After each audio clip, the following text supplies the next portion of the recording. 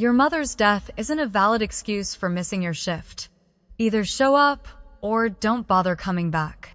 That's what my manager said to me, word for word, while I stood there still wearing the same stained apron I'd worn for 6 hours straight begging for just one day off. One day. Because my mother was in the ICU, brain dead after a stroke. And apparently, dying doesn't qualify as a reason to take time off in the world of corporate coffee. I didn't scream. I didn't cry. I just stared at him while something inside me quietly snapped. Not with a bang, but with a cold, clean break. Do you know what it feels like when someone treats the most painful moment of your life like a scheduling inconvenience? Because that moment changed everything. My name is Madison Blake, and up until that day, I thought I was just a barista trying to survive. I made $13 an hour. I worked double shifts. I covered holidays for people with kids. I kept my head down. I followed the rules. But the day my manager looked me in the eyes and told me my mother's final hours didn't matter, I realized something. To them, I was disposable. But my mother, she was not who they thought she was. She wasn't just a tired single mom who worked odd jobs and paid the bills. She was hiding something. Something big. And when she died, all of that landed in my lap. I didn't ask for any of it. I didn't want revenge. But when I opened the safe under her floorboards and found what was inside, I knew I couldn't walk away. Because buried beneath her quiet life was enough evidence to bring down an entire corporate empire. And the man who told me her death didn't matter? He had no idea he was working for the very company she spent her life investigating. If you've ever been underestimated, if you've ever been told to suck it up while your world fell apart, you're going to want to hear this story. Because the way it ends? Let's just say, they should have let me go to her funeral. I don't remember the drive to the hospital. I know I got in my car. I know the sky was that dull kind of gray that makes everything feel heavier. I remember the hospital sign flashing by. I remember the buzz of my phone calls from coworkers, probably, but I didn't answer. I couldn't. My mother was dying, and I was late. When I finally walked into the ICU, I was met with the smell of antiseptic and silence.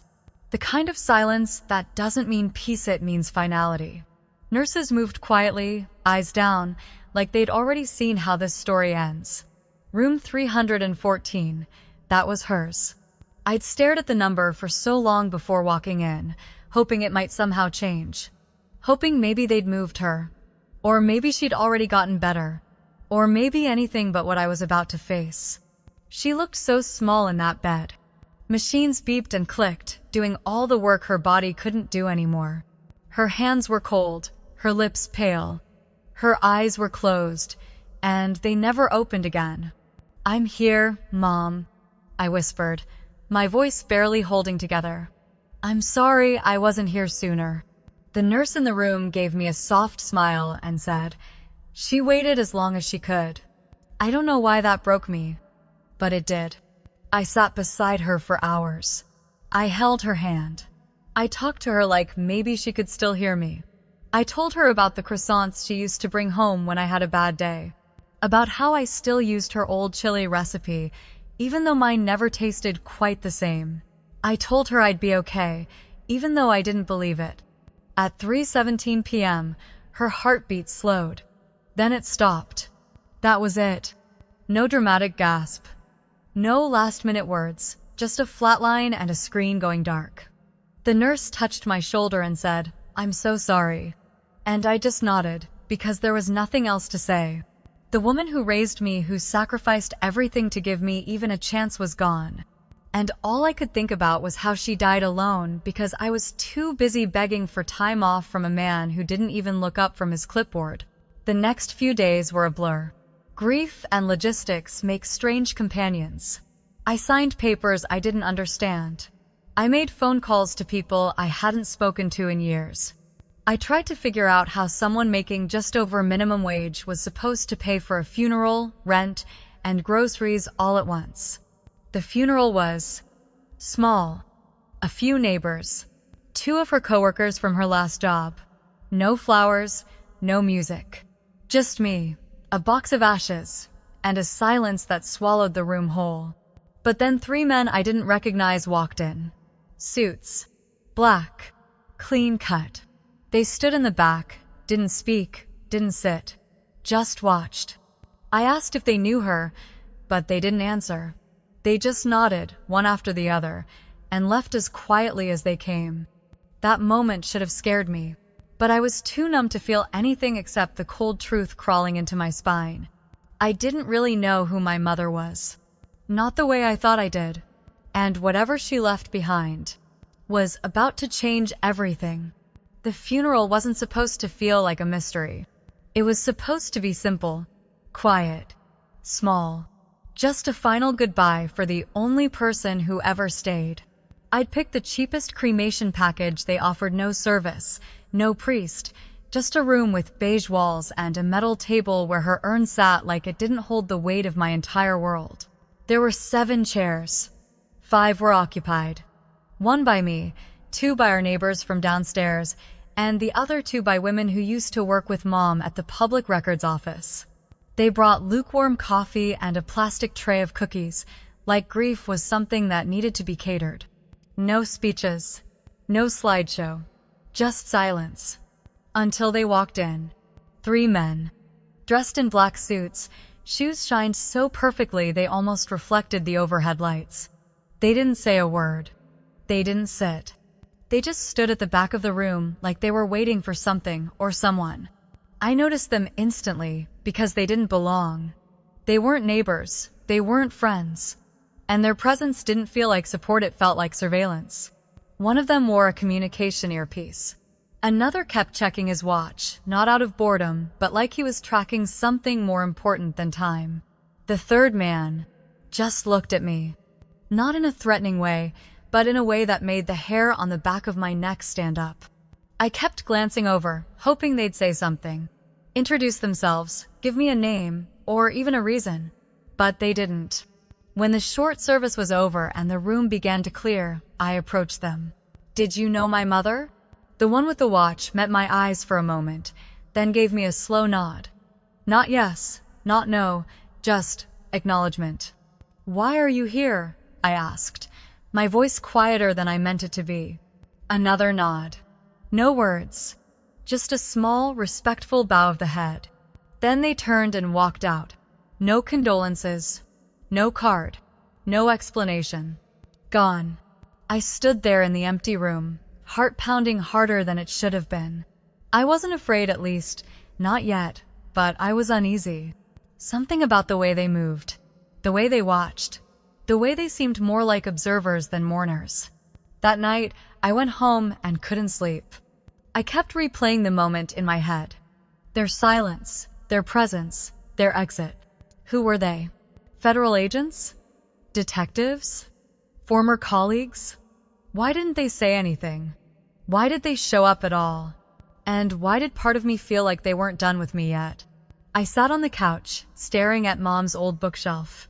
My eyes drifted to the top corner where a faded photo frame stood slightly crooked. It was a picture of us at a local carnival, taken years ago. Mom's smile was wide, arms wrapped around me, sun behind her head like a halo. She looked so normal. But the men in black, they made me question everything. What did my mother do before she worked for the records office? Why did she always lock her office drawers, even though we barely had anything to hide? Why did she keep a burner phone hidden in the back of the freezer? I'd always assumed she was just being overly cautious. Maybe even a little paranoid, but now, I wasn't so sure. Something told me that whatever those men were looking for, they hadn't found it yet. And if they were watching me, maybe it was because they thought I had it. 3 days after the funeral, the doorbell rang at 6:42 a.m. I hadn't been sleeping much. Grief has a way of stretching time, turning nights into blurry tunnels of silence and caffeine. I was still in sweatpants and an old hoodie when I opened the door and found a man in a gray suit standing on my porch, holding a leather briefcase like it carried the fate of the world. He didn't look like the men from the funeral, but something about him told me he was from the same orbit. "Madison Blake?" he asked. I nodded, heart rate already rising. "My name is Agent Keller." I'm with the Federal Bureau of Investigation. May I come in? I hesitated, glancing behind him. No unmarked cars. No backup. Just him. He didn't wait for an answer. He pulled out a badge, flipped it open, and added, "It's regarding your mother." That word stopped me cold. I stepped aside. We sat across from each other at the small dining table Mom and I used to share pancakes over every Sunday. The contrast was almost surreal, him in his polished suit, me with unbrushed hair and a chipped mug of black coffee. "She never told you, did she?" he asked gently. "Told me what?" Agent Keller opened his briefcase and laid out a folder. Inside were documents, photos, charts, a scanned ID card with my mother's name, but it wasn't for the city records office. It was for the Department of Treasury, Division of Financial Intelligence. "What is this?" "Your mother, Elaine Blake, was a financial crimes investigator embedded in a long-term undercover operation," he said. "For the last 8 years, she's been gathering evidence against a money laundering network tied to multiple corporate fronts across the country." I blinked. "You must have the wrong person."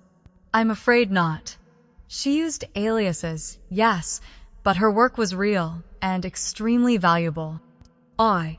He handed me a photo, Mom, sitting at a desk I didn't recognize, wearing a navy blue blazer and glasses I'd never seen her own. She looked focused, confident, like someone with a purpose bigger than I ever imagined. "But she worked at the records office," I said, more to myself than to him. "She hated spreadsheets. She said taxes gave her a headache." Agent Keller smiled faintly. "That was part of the cover. She was brilliant at hiding in plain sight." I didn't know whether to laugh or cry. "She died thinking you weren't coming," he added softly. "We didn't reach you in time." My stomach twisted. Why didn't she ever tell me? "Because if she did," he said, leaning forward, "you'd be in danger too." That's when I realized this wasn't just about who my mother was. This was about what she left behind, and why strangers in black suits had come to her funeral without saying a word. Agent Keller tapped the folder. "We believe she hid encrypted files, records of transactions, offshore accounts, internal memos. But we haven't found them. Not yet. We believe you may be the only one who can." I swallowed hard. "Why me?" "Because, Madison, she trusted you more than anyone. If she hid something, she likely left a way for you to find it." My throat felt dry. I looked over at her old bookshelf, at the pictures, at the piles of untouched mail, at the box of her ashes I still hadn't moved. I thought I knew who she was. I thought I knew everything. But in that moment, I realized my mother had been living a second life, and I was about to step right into the center of it. After Agent Keller left, I sat in silence for nearly an hour. The folder lay untouched on the table, like it might explode if I opened it again. My brain kept looping his words. She was brilliant at hiding in plain sight. She likely left a way for you to find it. Oak Street. I kept looking around the apartment, but suddenly everything looked different. Like the walls had secrets I hadn't earned yet. It felt surreal to think of my mother as someone who outsmarted criminals and agencies and entire corporations. This was the woman who couldn't remember her Netflix password, who once duct taped the toaster shut because it sparked funny. But now I was supposed to believe she'd spent years living a double life. I wasn't sure where to start, but something told me start where she spent the most time. Her office. It was really just a converted bedroom, tucked into the back of the apartment, filled with binders, filing cabinets, and a desk older than I was. I hadn't touched anything since she passed. A part of me felt like I'd be intruding. I stepped in slowly. The first thing I noticed was how ordered it all was. Every drawer labeled, every file folder color-coded. On the surface, it looked like standard paperwork, tax records, property titles, junk mail. But the longer I looked, the more I realized things didn't quite line up. There were sticky notes on the underside of drawers, numbers written on the inside flaps of envelopes. One of her journals had no actual diary entries, just rows and rows of alphanumeric codes written in neat, controlled handwriting. I remembered Agent Keller's words. Encrypted files. Offshore accounts. This wasn't clutter. It was a map. 3 hours passed without me noticing. I was too deep sorting USB drives by label color, matching codes from the journal to file names in old folders, retracing patterns. My hands moved on instinct. And slowly, pieces began to align. Then I found it. A safe. It was hidden behind the bookshelf, small, black, nearly invisible unless you knew to look. I stared at it, pulse rising. I had no idea what the combination could be. I tried birthdays, anniversaries, zip codes. Nothing worked. I sat on the floor, back against the wall, trying not to scream. And then I remembered something. When I was 10, Mom once told me, the 3 days that shaped our lives are the day I adopted you, the day we moved into this apartment, and the day your father disappeared. At the time, I hadn't understood the weight of that sentence. But now, it felt like a breadcrumb. I grabbed her adoption certificate, found the date, checked our old lease agreement, and then the police report she'd filed about my father leaving.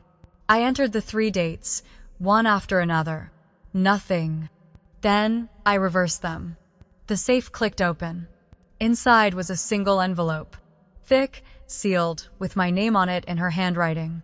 I held it for a long time before opening it. Inside, there were 18 strings of encrypted codes, each labeled with something I didn't yet understand: company names, dates, locations. And at the bottom of the last page was a short note. If you're reading this, then I'm gone. But everything you need is here. Trust your instincts. And don't let them bury the truth. I didn't cry. Not then. I just sat in the dark office, envelope in hand, and finally understood what Agent Keller meant. She hadn't just trusted me. She'd chosen me. And now, the question wasn't whether I would get involved. It was how far I was willing to go. I went back to work the next morning. Not because I wanted to, not because I was ready, but because I needed to see things with new eyes. For the past year, I'd walked into Brew District Cafe like a ghost, just another face in a uniform, another girl pulling shots and dodging burnout. But now, armed with what I knew about my mother, about the hidden files, about the codes and company names, I realized something chilling. Brew District Cafe was on that list. 17th entry from the bottom, right next to an unfamiliar company named Ardent Logistics. I remember staring at the name that night, tracing it over and over with my fingertip, wondering how this place-me workplace fit into a multi-million-dollar laundering scheme. I thought this job was soul-crushing because of bad management and burnt coffee. But now, I wasn't sure if it was just that simple. So, I walked in. Same apron, same name tag, different eyes. The shift started slow. Regulars filtered in. People joked about how tired they were, how long the line was. Background noise. But I wasn't listening to customers that day. I was watching Brycer shift lead. Tall, smug, always hovering near the register like a self-appointed king. He was the one who denied my request for emergency leave when Mom was dying, and the one who laughed when I cried in the bathroom. Now I watched him differently. I watched how he took the cash drawer into the break room alone, how the register reports never quite matched the physical till. I watched him skim tips from the jar and log half the amount into the system. I noticed how he marked full-time employees as seasonal on the digital roster, cutting their benefits quietly, without notice. It wasn't carelessness. It was intentional. That afternoon, I made a trip to the break room while Bryce was outside on a smoke break. I'd worked there long enough to know where he kept the schedule printouts, the payroll notes, the unshredded receipts he always left near the printer. I opened the drawer. What I found wasn't just messy paperwork. It was patterns. Hours worked versus hours reported. Tip pool adjustments. Multiple names connected to the same employee number. Some were even under my name, shifts I never worked, overtime I never claimed.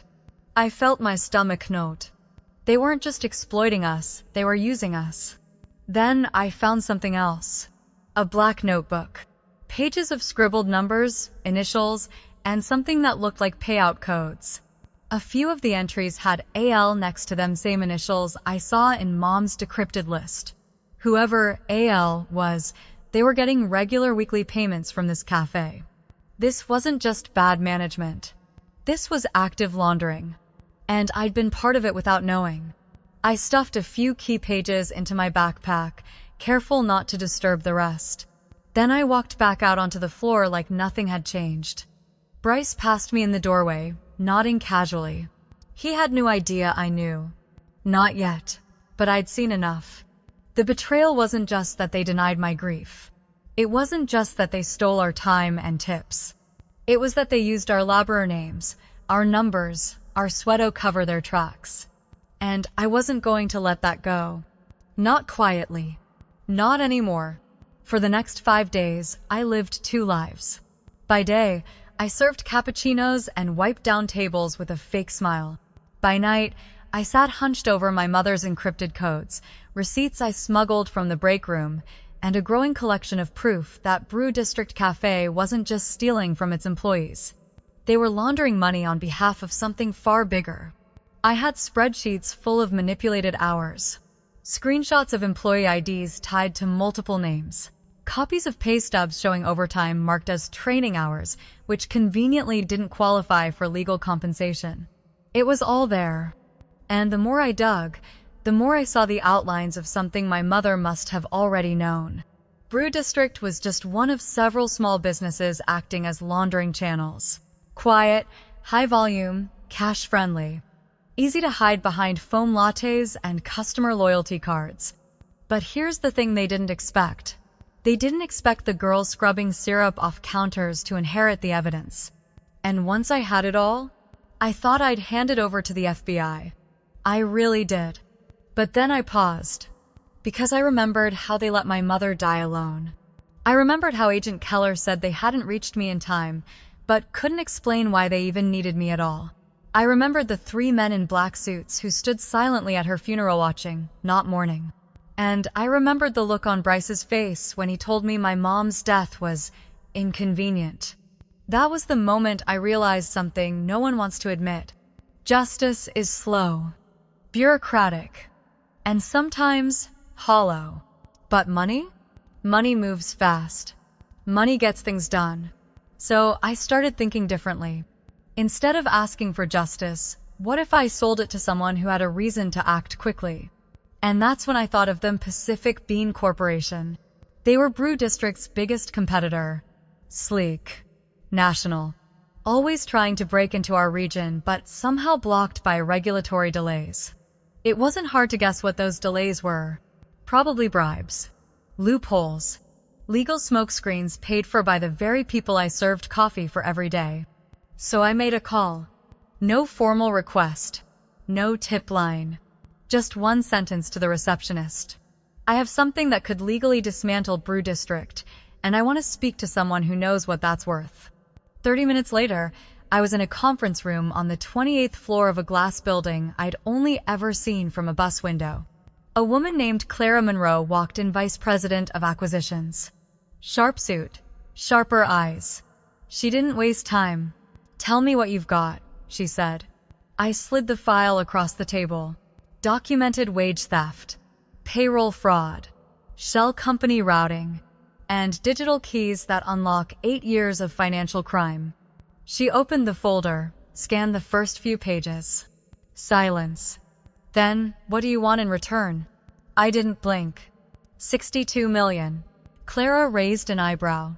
That's the amount they owe in back taxes and illegal payroll deductions, give or take. I figure that's what justice should cost. Another silence. Then she smiled. "Let's talk terms." And just like that, I wasn't a barista anymore. I was a broker, holding the price tag on a corporation's deepest secrets. The deal with Pacific Bean closed in exactly 7 days. 1 week from the day I walked into their high-rise with a folder full of evidence, I had a signed agreement, a 7-figure deposit in escrow, and a plan so precise it felt like something out of a movie. Only it was real. Every detail, every consequence, every dollar. And now, it was time for the part I hadn't rehearsed. Walking back into Brew District Cafe for one last shift. The bells above the front door jingled like nothing had changed. The smell of burnt espresso, sour milk, and cheap air freshener still clung to the walls. Same tables, same menu, same exhausted look on my coworkers' faces as they rushed through the morning rush with hollow smiles. No one knew this place was already dying. Except me. I tied my apron one last time. The fabric was stiff from overwashing, the name tag slightly crooked from a bent pin. I looked in the mirror behind the counter and saw a different version of myself staring back still. Tired, yes, but no longer small. I knew something Bryce didn't know. I had already sold his entire kingdom. He came out of the back a few minutes later, holding a clipboard and pretending to look busy. He didn't even acknowledge me, just grunted and said, "You're late." I smiled. Not fake this time. Just patient. "I need to give you something," I said, pulling a single piece of paper from my bag and placing it on the counter between us. He glanced down, clearly annoyed, until his eyes caught the bolded header. Confirmation of transaction, Pacific Beans Corporation, Bref District Acquisition, legal disclosure attached. "What is this?" he asked, frowning. "That's the receipt for the sale of this company's regulatory documentation," I said calmly. Pacific Bean now owns exclusive access to every shred of evidence proving tax fraud, wage theft, and employee exploitation. He blinked. Twice. Then looked at me like I'd spoken in another language. You sold something?" I nodded. "I sold the truth, Bryce, and your bosses paid a fortune to keep from being buried by it." He opened his mouth to speak, but no words came out. Just this dry click, like a man choking on his own ego. I leaned in slightly. "Tomorrow morning, Pacific Bean's legal team is filing disclosure with the IRS, the Department of Labor, and every major news outlet they have connections with. This entire company will be under federal investigation by lunch." You can't do that," he whispered. But I already did. The break room door swung open behind him, one of the new hires poking her head in, asking about schedule changes. Bryce didn't even hear her. He just stared at that paper, hands trembling. And I realized this wasn't the moment he got angry. It was the moment he got small. Because he finally saw it. The girl he dismissed. The employee he underpaid. The daughter he laughed at when she cried over her mother. Had just taken everything. I unpinned my name tag. Laid it gently on the counter next to the receipt. "I quit," I said. "Effective immediately." Then I walked out. Not rushed. Not dramatic, just steady. And as the door closed behind me, I heard Bryce finally exhale like the air had been knocked from his lungs. He had no idea the worst hadn't even started yet. It started with a headline. Federal investigation launched into Brew District cafe chain, following allegations of financial fraud. I saw it on my phone the next morning while drinking coffee from a place across town. I wasn't even fully awake, but the moment I read those words, my pulse kicked in like I'd been thrown into icy water. I refreshed the page. Again and again. And there it was. In black and white. A summary of the internal documents. The wage theft. The misclassified employees. The shell corporations. The digital evidence provided anonymously through Pacific Bean's legal team. They were framing it as a public service. A civic responsibility. Of course, I knew the truth. They paid for that evidence. But in the world of headlines, motives didn't matter as much as timing. And the timing? It was perfect. By noon, local news crews were camped outside Brew District's flagship location downtown. Employees were interviewed mid-shift. Customers walked out with drinks half-finished. Lawyers from headquarters issued rushed press statements full of ongoing internal reviews and deep concern. The next day, it got worse. The IRS raided their accounting office in Boulder. The Department of Labor issued subpoenas. A class action lawsuit was filed by former employees who hadn't received overtime pay in years. And then the biggest bombshell dropped. 3 executives were arrested, handcuffed, walked past cameras in $1,000 suits, faces blurred on national television. But anyone who'd ever worked there knew exactly who they were. I watched it all unfold from my apartment, knees pulled to my chest on the couch, phone in one hand, mug in the other. It didn't feel triumphant. Not yet. It felt heavy. I kept thinking about my coworker Sam, who worked double shifts to pay for night school. Liza, who hid her pregnancy because she was afraid of losing hours.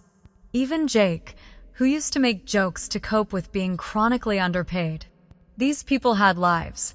Rent, kids, medical bills.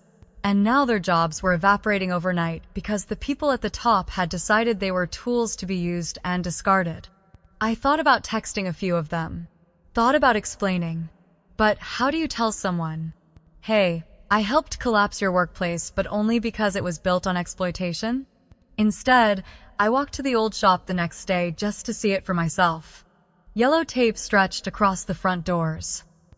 Closed for investigation, notice was taped crookedly to the glass. Inside, the espresso machines sat silent. Tip jars empty. Chairs still tucked under tables like they were waiting for someone to come back. I stood there for a while, hands in my pockets, until I heard someone behind me. It was Sam. He looked tired, but not surprised. "You see this coming?" he asked. I hesitated, then said, "I saw the signs." He nodded, like that was enough.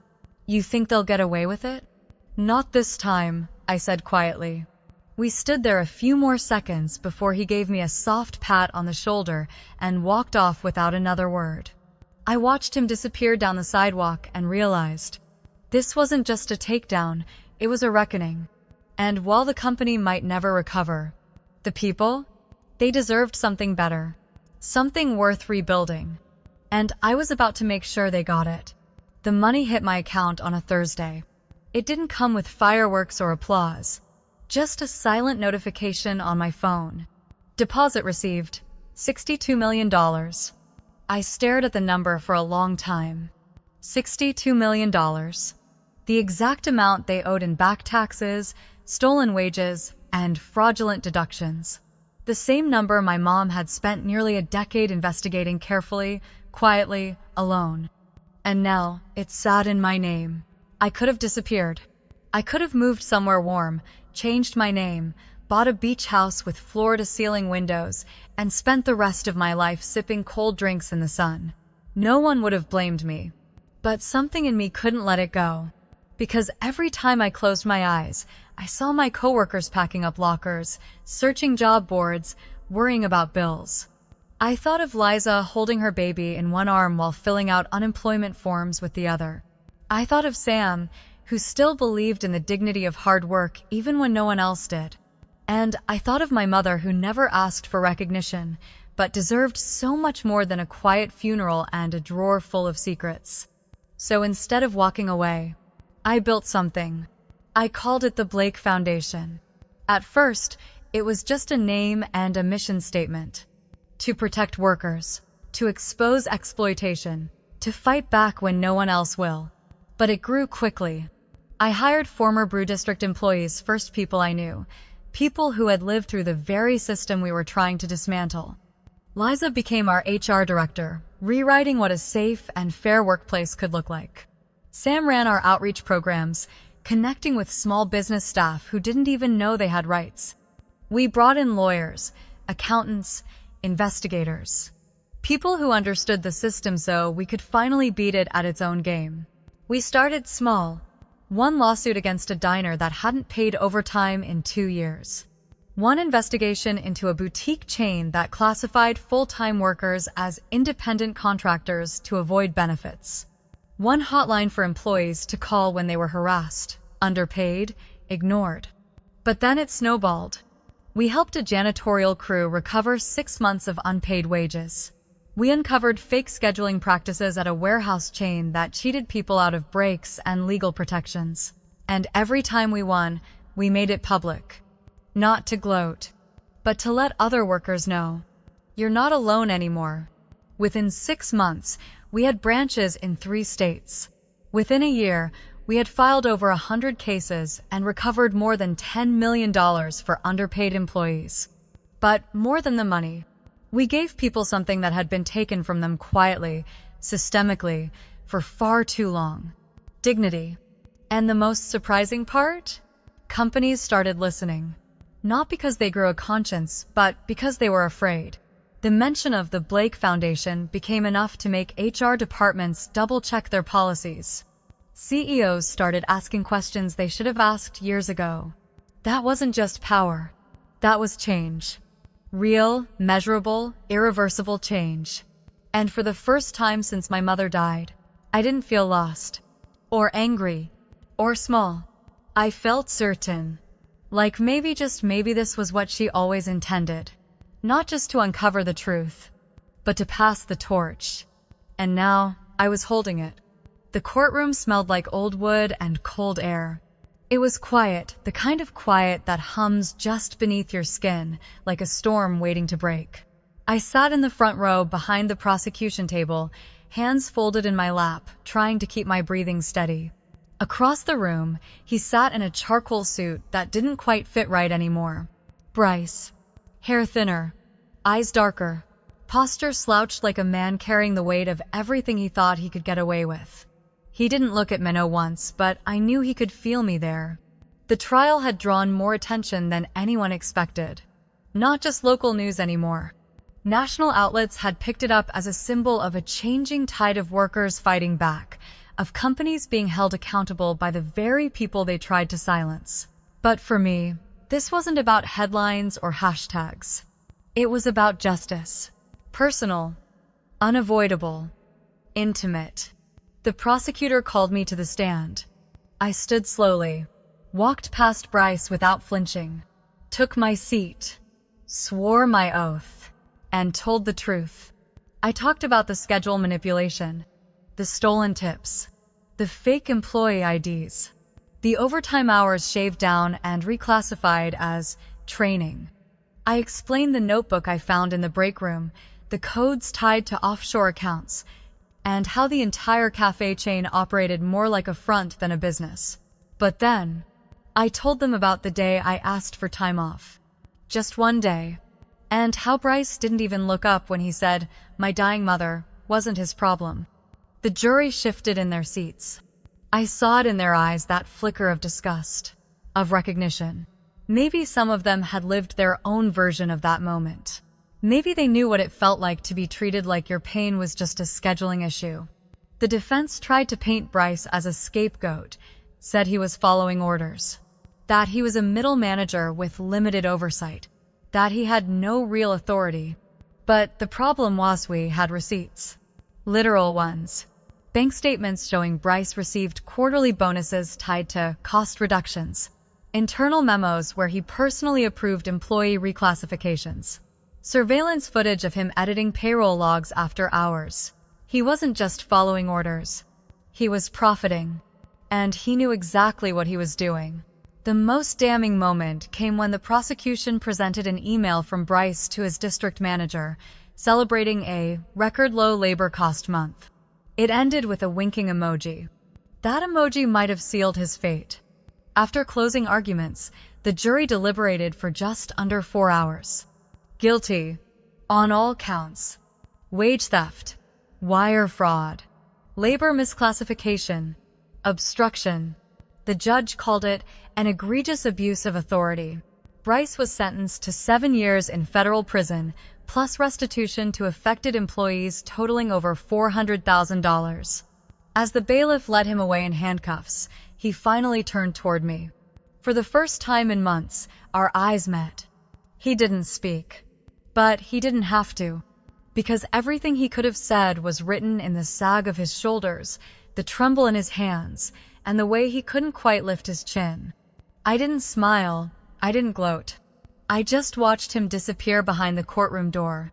And, as it closed behind him, something inside me finally settled. Not because he was gone, but because the system, for once, had actually done its job. It's strange how quietly everything ends. You spend months, sometimes years, building toward something, toward justice, toward change, toward a reckoning. And when it finally comes, there's no dramatic music, no final curtain drop, just a silence so full it hums. After the trial, I went back to the office of the foundation. Same coffee machine in the corner, same stack of case files waiting on my desk. But I sat a little differently, breathed a little deeper, looked around at the people we'd hired, people who used to mop floors and bus table snow, running investigations, coordinating legal aid, rebuilding the system from the inside. We were no longer just surviving. We were changing things. The media buzz faded within a few weeks. New scandals replaced old ones. Bryce's name stopped trending. Brew District's brand was quietly absorbed by a new conglomerate, and the storefronts were repainted like nothing had ever happened. But the workers remembered. They remembered every hour stolen, every tip withheld, every time someone in power told them their pain was irrelevant. And more importantly, they remembered that someone fought back. Sometimes people ask me how I did it, how I went from barista to whistleblower to founder of a national labor rights organization. The answer is simple. I paid attention. I watched the way my mother moved through the world, quiet, steady, unnoticed. I watched how people underestimated her, dismissed her, tried to shrink her down into something forgettable, and she let them. Because she knew something they didn't. Power doesn't have to shout. It can whisper. It can plan. It can hide in spreadsheets and code and silence until it's ready to move. And when it does, it doesn't ask permission. People like Bryce, like the executives who ran that company, they relied on noise, on intimidation, on flash. But none of that saved them from the one thing they never saw coming. A daughter with nothing left to lose, and a roadmap drawn in encrypted files and handwritten notes. Before she died, my mother left me a message. Trust your instincts, and don't let them bury the truth. At the time, I thought it was about uncovering evidence. Now, I know it was about something bigger. About knowing when to act. About knowing that revenge and justice aren't always the same, but sometimes, if you're careful, you can thread the needle and find both. So here's what I've learned. Sometimes you win by raising your voice. Sometimes you win by walking away. But the victories that last, the ones that ripple outward and keep changing lives long after the headlines fade, they come when you outlast the people who tried to erase you. They come when you refuse to disappear. And they come when you realize you don't have to be loud to be powerful.